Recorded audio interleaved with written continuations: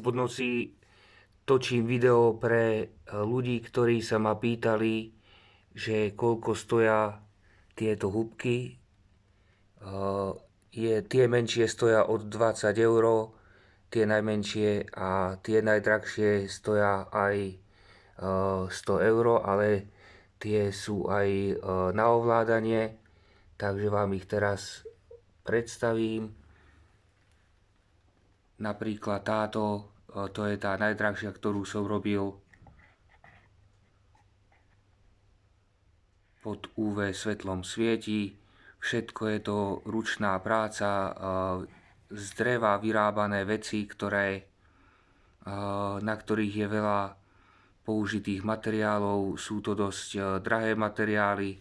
Napríklad táto je na ovládanie, môžete si meniť farby.